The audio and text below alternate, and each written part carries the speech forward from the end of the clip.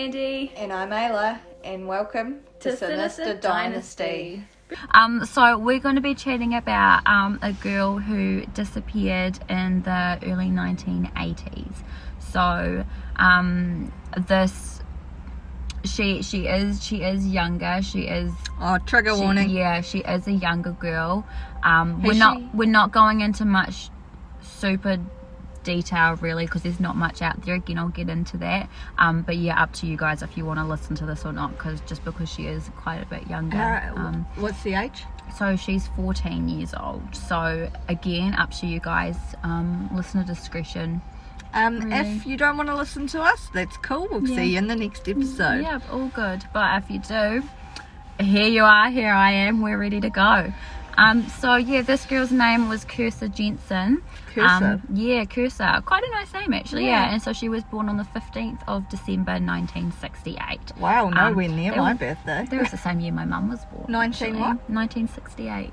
Yeah. So she was born in 1968. So she was a 14-year-old girl, and she was from Napier. So Napier's in the North Island. It's on the... in the north. What?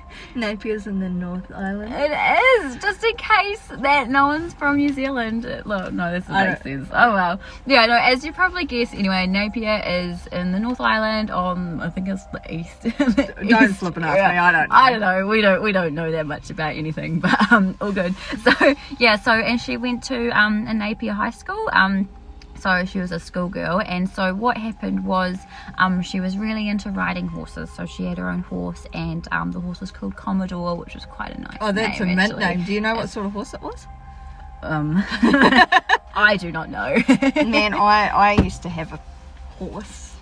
Yeah, he was called cute. Snow, and he was a standard bred, and he was an arsehole. My cat's called Snow. But I love him. I loved him. Yeah, horses are very cute, but this horse is probably passed on by now. Kirsa had a horse called Commodore.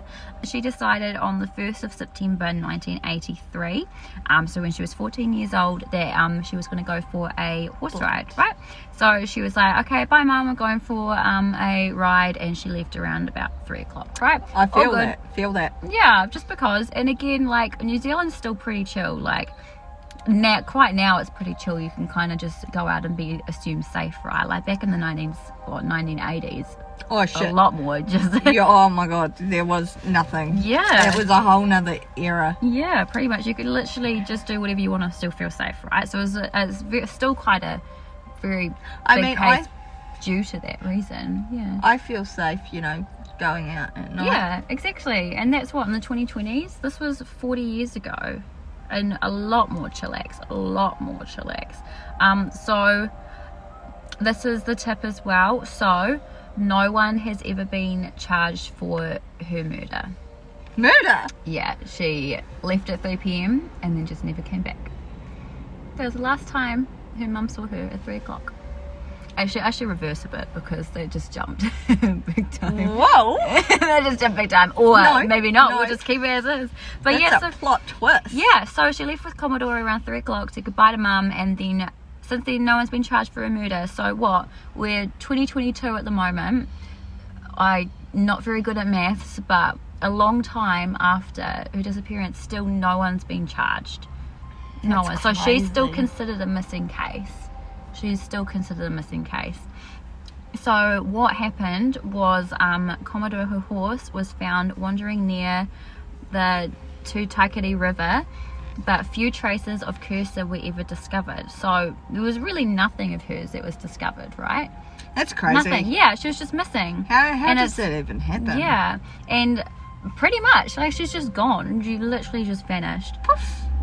So yeah, at 5:30, her mum started to worry because she hadn't come home in 2.5 hours. Her mum hadn't seen Kirsa, and the police were notified at about 6:45. And after that, they started a preliminary search, so just searching for her, and they stopped that at 11:30 and then started the next morning. That seems weird to me that they stopped. Well, it was nighttime. And? Stopped at 11:30, and I guess as well, I suppose back then too, referencing what we were just talking about, New Zealand's a pretty chill and pretty safe area, you know, so they could have just thought, oh, she's just gone to her friend's place or something like that. Or, I think they would have checked there. Yeah, that's true. I don't know. Yeah, true. Actually, no, take that back, because her horse was found by the river. So actually, no, that's a fair point. I wonder why they did stop. That would strike panic with me. I'd be like, maybe the police stopped, because her parents definitely wouldn't have stopped. Yeah, no, the police stopped. Yeah, so the search itself stopped. Yeah, and so the last confirmed sighting of Kirsa was she had a bloodied face. And she was with Commodore, and she was near an old World War II gun emplacement at the south of the Tutakati River. Who saw her with the bloodied face? We'll get to that. Yeah, I've got questions for him. Yeah, good question. So she was seen speaking to a dude up there, and he had a white vehicle, so a white utility vehicle, and it had wooden sides around. Do you know what a utility vehicle is? I'm guessing a truck or something. Yeah, like my ute. Oh yeah, so I had it was one of those anyway. Oh yeah, so there's that, and so that was just from a passerby. So a passerby saw her chatting to the man up there, and apparently she was being held at like arm's length, like away from the dude, and he was quite tall and he was a bit older. Does that not raise questions if you saw someone that you know with a bloodied face, being held by this person at arm's length? Not even anyone you knew, like a little girl. Like, I mean, you could have thought that was her father or something like that, but that's still a bit strange. a bit strange, and he was a bit older as well, right? And so later on, another witness stopped and talked to Kirsa at the gun emplacement, so where she was. He noticed the bloody face, of course, as you would if you were talking to her. You would notice the blood on her face, and she said that she'd fallen off Commodore. I was like, okay, well, that kind of makes sense, I guess. She then said someone had gone to collect her parents, and she expected them to arrive shortly. So we could stop there, because her mum had no idea where she was, right? Her mum hadn't heard from her for 2.5 hours. So there could have been like Kirsa either had a plan and she lied to that person and said that her parents had been contacted, or she genuinely thought her parents would have been contacted. Dodgy situation either way. So it could have gone either way there. Another witness, so this is the third witness, told police that around about 4:30 he drove past the white utility vehicle, so the same one that had been seen previously, and it was coming off the bridge.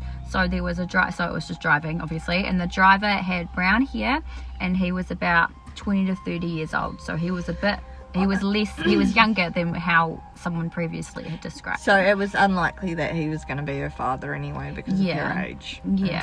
Okay. And then the girl, so there was someone next to him, and it was Kirsa. He thought he saw Kirsa next to the dude in the truck that was driving, and he had like her arm around her or something, right? Would you not? Because he obviously knows who she is.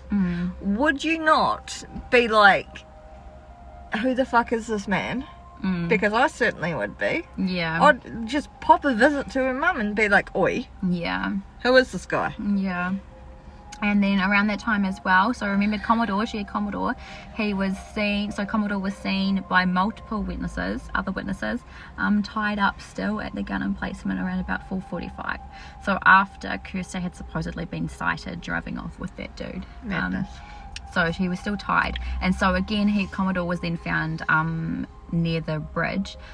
So he must have broken free of the rope and then just gone wandering, as you do. I don't know, it's pretty unlikely for a horse to do that. But then maybe he was untied. Yeah, I don't know. So again, there's not much evidence to go off. There's literally nothing. Yeah, if he had been standing there that long, it's unlikely that he would have broken away. Yeah. Unless something, spooked him. Yeah. But he also could have slipped his halter, but I'd assume that would have happened pretty fast. Yeah. If he had been left there. Yeah. And then, she'd already been seen driving off 15 minutes earlier, so that's not very fast, really, for slipping. I know, there's that anyway.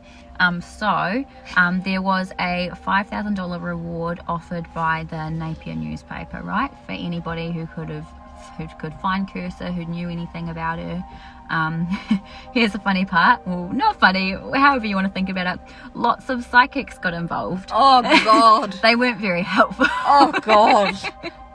Why do they even... I mean, that's just false hope. Yeah. I mean, I get Just don't $5,000. That's a good drive. But good drive. don't get me wrong. I do, believe in that mystical afterlife stuff and whatnot. But God, in a missing person case, just giving false hope to parents. Oh, but that's the thing though. Psychics, I don't know any myself, but they genuinely believe in what they're saying until they're told otherwise. So there's that too. They're like, oh, I'm helping. And also $5,000 back then would be a lot more. So, of course, the psychics, well, not of course, but of course, the psychics weren't very helpful. So that's all done. You've heard of all the witnesses that were seen, that had seen Kirsa. So, trigger warning. We are going to be talking about just trigger warning. Yeah, trigger warning here. So there was a primary suspect in Kirsa's case. You can kind of tell where this was going. His name was John Russell, and he already had a conviction for rape.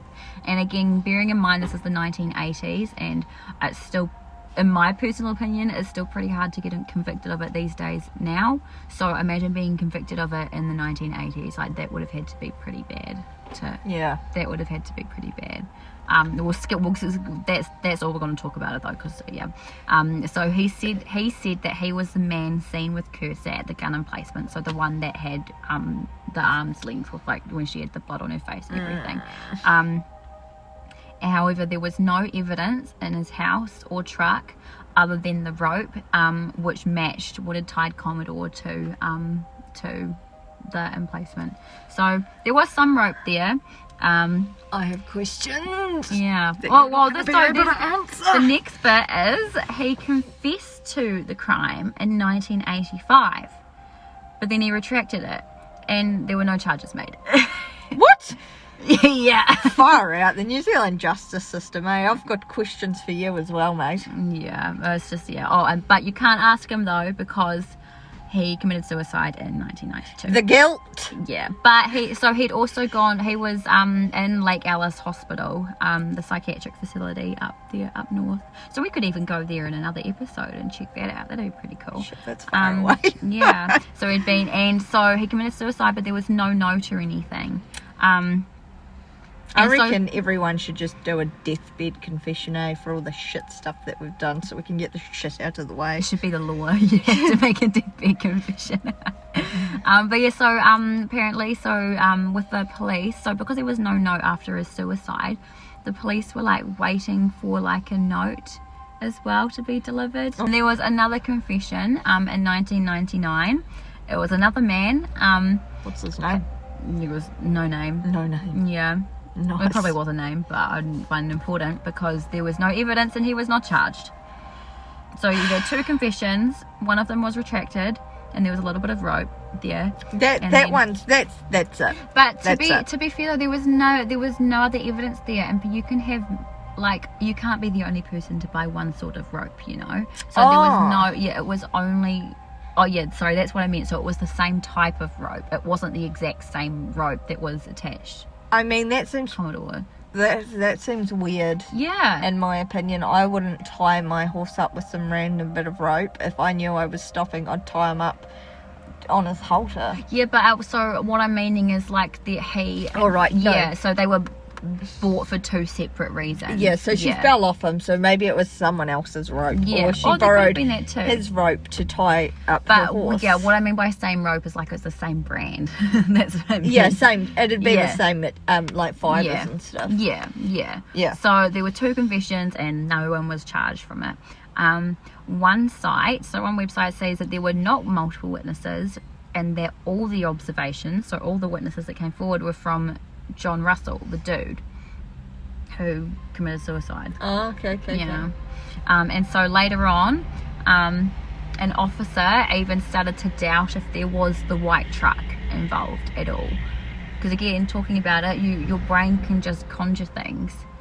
And so if it hadn't been specified that there was a white truck, this kind of goes back to your case, really, about the milk. The one that you just did. Oh yeah, you shouldn't believe everything really, because it can stop you from looking in other places. So like the white truck, what if there was no white truck involved and they've just completely missed Kirsa going somewhere else because everyone was focused on the white truck? Yeah. And again, going back to the start, there's no proof that she's dead at all. Again, she's just vanished. She's just gone.